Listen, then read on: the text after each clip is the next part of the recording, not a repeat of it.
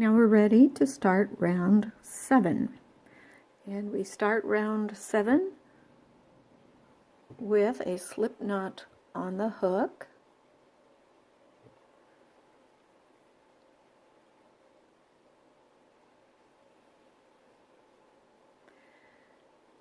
And we're working over those stitches from round 6, which is the slip stitch in the back loop round, and into the space from round 5 into the corner space. And we start by making a slip stitch, chain 4,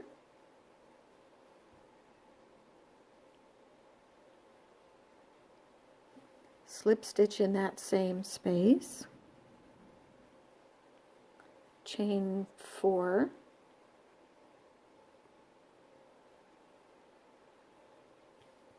and now we're skipping all the way over to this anchor space here, and again we're working over the round 6 stitches and into the space from round 5, and we are going to make 5 double treble stitches.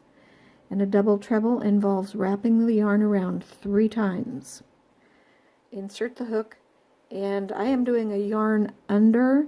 I've discovered that the yarn is less splitty if on that first pull through I do a yarn under first, and then I do a yarn over, draw through 2 until there's only 1 loop left on the hook. Still have splitty yarn. That's the nature of crochet. Now we'll do another double treble, yarn under, yarn over and pull through 2, yarn over, pull through 2, yarn over, pull through 2, etc. And so this corner will consist of 5 double treble stitches, chain 3, and 5 more double treble stitches, and I'll be back in a moment. Okay, I have done the 5 double treble crochet stitches, the chain 3. I've done 4 of the 5 next double trebles, and I'll do 1 more of those.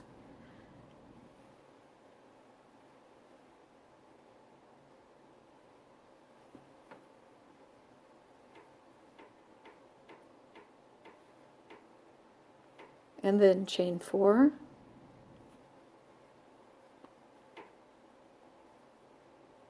and that is the first segment that will be repeated around the square.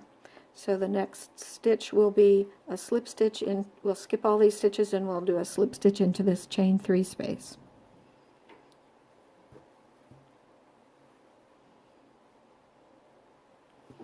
And then continue on just like here. Okay, I have completed all the way around round 7 until I'm to the last chain 4 segment, which I'm going to make a chain 3 because my joining stitch will create the 4th chain. I just lost count. 1, 2, 3. Sorry, I was off camera there. Okay, and then I'm joining. I'm not doing a needle join on this one because I'm continuing the same color into the next round. But I am doing a slip stitch join right there in that first stitch. And that, in essence, hang on, my yarn is splitting. That, in essence, creates the 4th chain.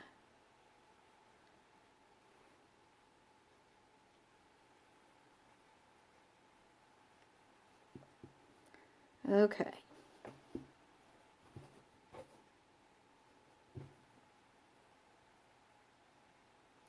Now for round 8,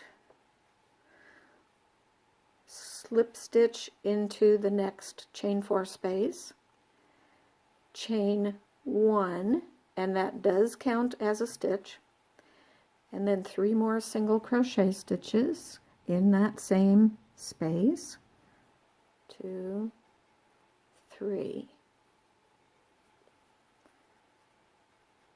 So we've got the chain 1, 2, 3, 4. Now we're going to not work into the slip stitch, which is this right there. That's the slip stitch.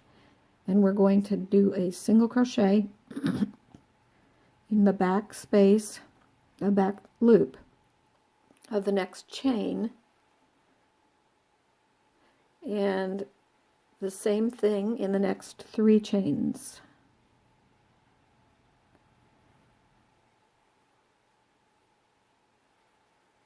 So single crochet in the back space of each one of those chains. Don't work around it, don't work into the space, but work into the actual chain stitches. Okay, now we've come to the 5 double treble crochets, and we're going to single crochet in each one of those.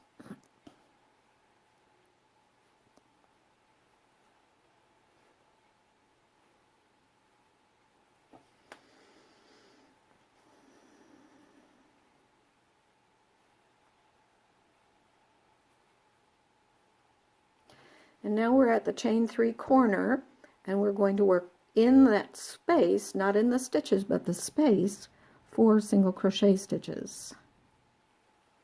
3, 4. And then 1 single crochet in each of the next 5 double treble stitches.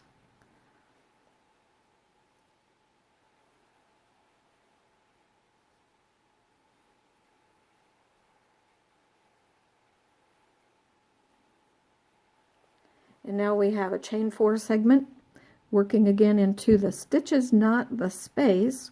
Single crochet in the back loop, each of these 4 chains.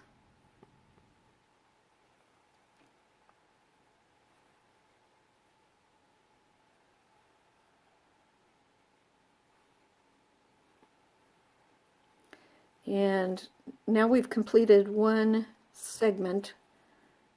There will be 4 more segments just like this. Now just remember that we're skipping this slip stitch right here. We're not going to work into that. Instead, we go right on to the next chain 4 space and work 4 single crochet stitches.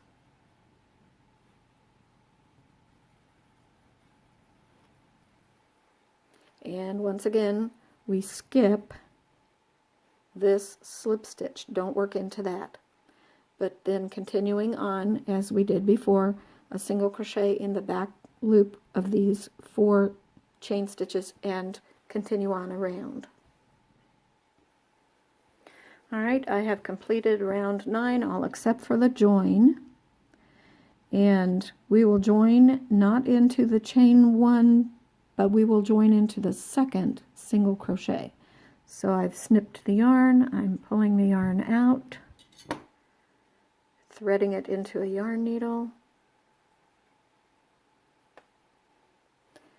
and we're not working into this right here. These 2 loops are the chain, the first chain. It does count as a stitch, but we're going to join in the next one, and basically what it did was it provided a stitch above the chain stitch. So we haven't added to the stitch count, but we are using the needle join as the top of the stitch, which the chain 1 is just basically hiding in there. Hope that's clear. And then you've seen me do the needle join and the weaving in the ends, so I won't show you that. Now before I weave in these ends, let's just count these stitches on this joined side to make sure that it matches the pattern. I always start in the corner. 1, 2, 3, 4, 5, 6, 7, 8, 9, 10, 11, 12, 13, 14, 15, 16, 17, 18, 19, 20, 21, 22, 23, 24, 25, 26. So that is how we get the stitch count of 26 per side. Alright, I have finished round 8 and added round 9. 9 is the slip stitch in the back loop, no increases.